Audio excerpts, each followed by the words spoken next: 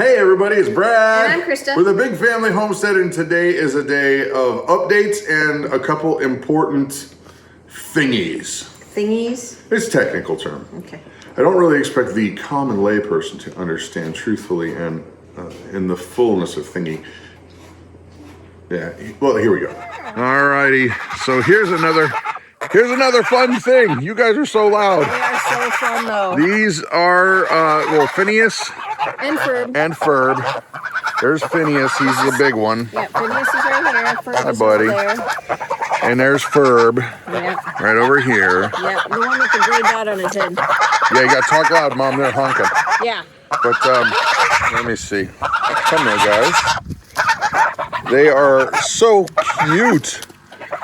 And it wasn't too terribly long ago. They were, how big? They would fit in your hand. Here, hold on. Tiny. Hold on, let me. Yeah, and they're very gentle, believe it or not. It's like yanking it from your hand. Yeah, but they had a choice. They could have bit me, and they didn't. No, I know. And they don't. No, they don't. They're super sweet. Hope actually, I think, has attached herself to them, and they have attached themselves to her more than anybody else because She's out here a lot. she's out here a lot more than everybody else, and they let her pet them, and I pet them too. yes, you do, yes. But I like them both. The little one, the smaller one, Ferb, Ferb, yeah. he is a little bit more skeptical, where this one's just like, hey, you got food, I'm in. Right. He's a little more apprehensive. But boy, But these little I guys, like 'em. well, they're not little anymore. They hi. grew really fast this year. They sure did. And the chickens, these guys are just about ready to go and be Yep. incorporated into the rest of the coop. Yep, the best way that we have found to incorporate new chickens into a flock is at night. You turn off all the lights and you put the new girls into the flock while they're all roosting. The reason why? Then in the morning they're like, oh, well, you've always been here. Well, there's a reason why. So they don't attack the others. Yeah, because they will get torn up. Right. That's the thing a So- lot of people don't realize. Pecking order is a real thing. It's a huge thing, yeah. So, and I'm sure there will be some of that pecking order, but you know, it's lessened when you put them in the coop at night. Well, speaking of the coop, let's go look at an update on that best nest box. Yes. Okay, so in the chicken coop, we installed this best nest box, roll-away box, for the reason of... So they don't eat their eggs, and the eggs are clean. We don't have to wash them. This is. It's been great. Out so well. I have not opened this yet, so I have no idea what to find. There could be a snake in there. There's only one. Nobody, yeah. There's only one. Yeah, but all the chickens find a time during the day that Yep. they want to come and lay. Yep. So we're getting about 8 to 10 eggs a day, which is about normal for our birds. They don't lay an egg every day. They're not a high production bird, which is fine for us. So 8 to 10 eggs a day is great. Sometimes it's a little bit more, sometimes it's a little bit less. But now, here's one of the nice things. First of all, they don't eat them because they can't get to them. Right. But it's perfectly clean. You don't have to mess with it. Yep. It's ready to go. And if you wash an egg, people don't understand this generally if you don't have chickens.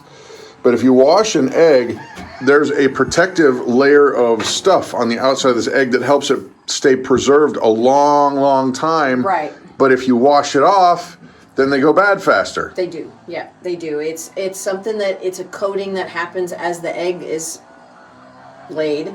And as it dries, it seals that egg. Okay, so yay for the best nest box. Here. Oh, there's the logo. There we go. We love it. It's Yeah. been great, and I think Yeah. it's going to be even better as time goes on. Oh yeah, definitely. Hey, and here is Clover. She's a bad girl. She is a jailbreaking calf. Yeah, she cow. is. She is. We have to rework her pen outside because she's an escape artist. She has She figured kept out getting out. where the electric works and where it does not work so well. That's right. Oh no, your tongue She's is so slimy. scratchy. No, it's scratchy. So she's only in here till we can rework it, Right. and it's been raining. Yeah, it's been raining and it's been yucky. Okay, stop that. So, but she's doing good. I mean, look at this She is cow. so big. Holy mackerel, she's We doing weighed good. her. We measured her. When you measure a cow to get how big they are, you use a measuring tape around their girth here, right here. Right there? And she was measuring as a 6-month-old calf at 4 months. Nice. Yeah. Well, and she's so sweet. That's the one thing. We were honestly going to probably sell her, Yeah. at one point, but she's so dang sweet. It's hard to turn that away because when she's real big and she's giving milk and whatever, having a cow that likes your family and likes your kids, And is gentle. Yeah. that's kind of a big deal Calm down. for a family I taste cow. so delicious. I know. You do. So here our garden has gone gangbusters recently with all the rain that we've had and the nice temperatures. There is tons of squash flowers in here. We've already pulled off probably 50 squash, and there's still more to be picked down there all over. This squash over here and cucumbers have just gone nuts. We planted too many, I think, and so we're learning our raised beds. Here's melons. There's more melons over there there's a tomato in there too.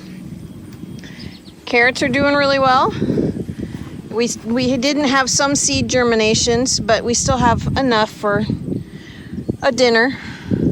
Strawberries are coming in very nicely. We won't get strawberries off of this year.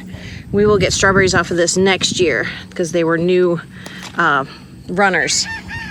And then our tomatoes. They've gone nuts. There's tomatoes here. These are the yellow pear tomatoes. We're gonna have a ton of them ripen all at the same time so we can make a yummy salsa with these. And again, we're learning the raised bed and didn't realize that you don't put this many tomatoes in there. I mean, we only put 5 plants in there, but it made a huge yield. There's some yummy looking ones. Look at that. Those are going to be coming in here soon. And then here's our potatoes. They should be ready to harvest here in a couple of weeks.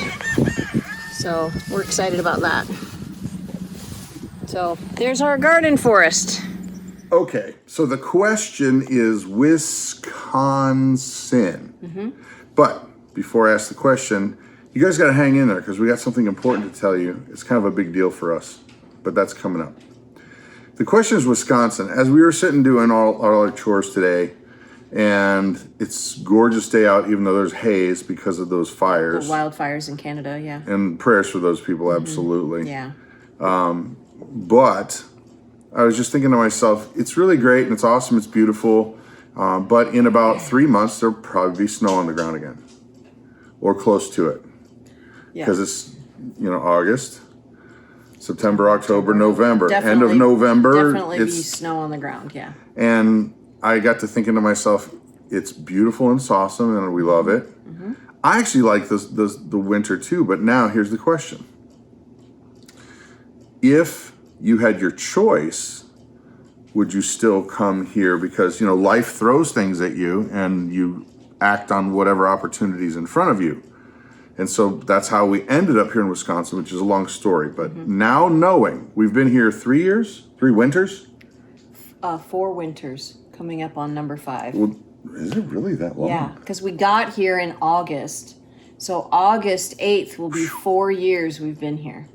Okay. And it seems so much longer, but it's really not. It actually doesn't seem that long to me at all. But anyway, really? But regardless, would you pick to come here and live here, or choose to continue living here happily, or you just tolerate it? Where's your Wisconsin-ometer?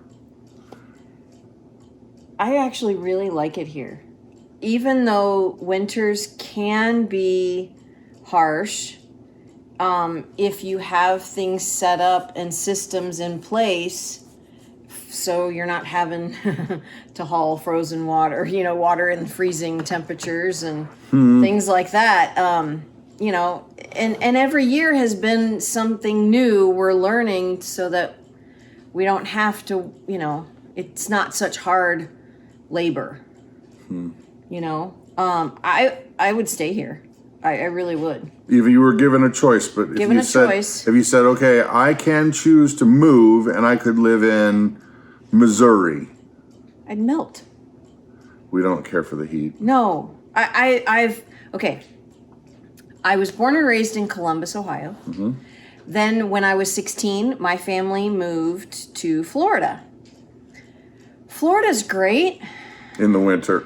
In the winter, in January, because that's pretty much winter. January's it.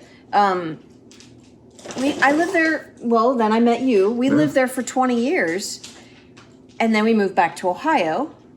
And honestly, I think I would probably die of exhaustion and heat stroke in Missouri or even Ohio. Oh, I don't know. Ohio is really nice.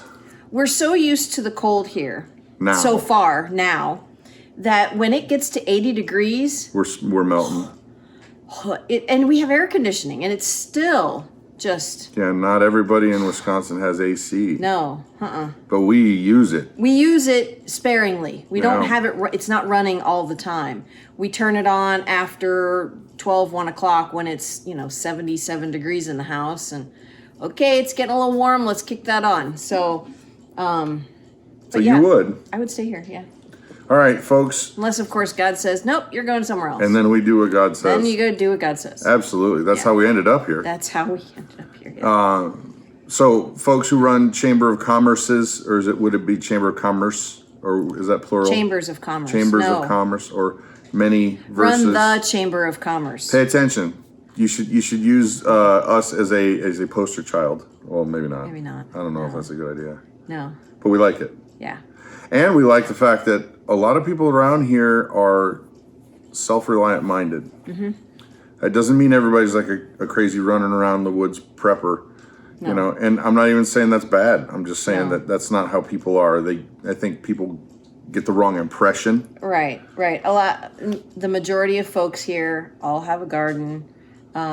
A lot of folks here have raised their food, have cows, or buy cows. Yeah, exactly. So it's a lot of people do what we do up here. So. It's nice. Mm-hmm. So anyway, to the big important announcement that you've all been waiting for. Dun dun dun. Dun, go, Mama, go. The cookbook is right. It's done. It's done. And ready. And online. It is online, but you can't see it just yet. Yeah, they can. This will be Monday. Oh, yeah. So, yeah, you can see it. This will be Monday. This is Monday. We're filming this on Saturday. The future is now. Right. So, yes, the video... No, not the video. The cookbook is live on our website, bigfamilyhomestead.com/shop. Yes. Yes. There will be a link down below. There will... Is there a link down below? There is a link down below. There is a link down below. Now, the question is, what is the name of the aforementioned cookbook that we've been working on for the last year? Big Family Essentials Cookbook. Now, tell them why. Well, because these are recipes that we feel that are essential for our family. Day-to-day stuff. Day-to-day stuff, frugal recipes, quick recipes, party recipes. Saving the money. When you but if you're going to a party and you're taking something, there's a few things there for larger crowds. You're going to get invited back with our recipes. Yeah. A lot of recipes we've tried on guinea pigs here at the house. Well, and there's a lot of, you put a ton, this was Mama's push, totally. Instant Pot recipes, yep. And a lot of them, if they can be converted to stovetop recipes, then they are. So. Yep. Yeah. And there's like she said, a lot of frugal things because I don't know if you guys have noticed, but there's a lot of inflation going on. And here's the thing too, when you buy one of those cookbooks, you're not just buying a bunch of recipes that we like, that we use, which that's true. We do. Yeah. But you are supporting what we're doing here and our ability to justify the time to continue making videos for you and for you guys to be a part of our world, and we're extremely grateful. Yes. So tell them again, where is it? It is on our website at bigfamilyhomestead.com/shop. Or just go to bigfamilyhomestead.com. You'll see it. You'll find it. Just go to the store. It's there. Yeah, and for folks overseas, it is a download. For everybody, it's a download. For everybody, it's a download. Yeah. That way, our friends overseas, everybody can get it. All around the world can download it to their website. Yep. Or their computer. Or a phone. Or print tablet. It out. Honestly, if you have an iPhone or a tablet. They work well. Yep. All right, so that's it. If you don't mind, go check it out. If it's something that you think would be a blessing, I can guarantee you it would be a blessing for us. So that's it. Yep. I'm Brad. I'm Krista. You guys have an amazing and blessed day. Okay, Mom, so here's the thing. We have been training the chickens with that best nest box, and we do love it. However, guess what I just found? Oh, no. We've been wondering where, some of the eggs just seem like they're not... Are you kidding me? Ha ha ha. Da-da-da-da-da-da. We got to get them trained. And there are videos on there and instructions on how you get them to use the box. That makes me angry. So we are getting 6 to 8 eggs in the box. Yeah. In there. But guess what? How long has this been going on? Oh, chickies. They got to get locked up again. Chickies. And those are messy, gross eggs. Mm-hmm. Well, back to the drawing board. This is annoying, really. But the box works. Well, okay, that one didn't break. Where else are they laying them? Probably right here. No, I mean they play. They dig around in the rock pile over there. There could be piles of eggs over there too. Well, and here's the question: should we take these eggs now and put them in the incubator? Probably. It's not too late to get chickens this year. No, it's not. Babies. So frustrating. Nope, this is good.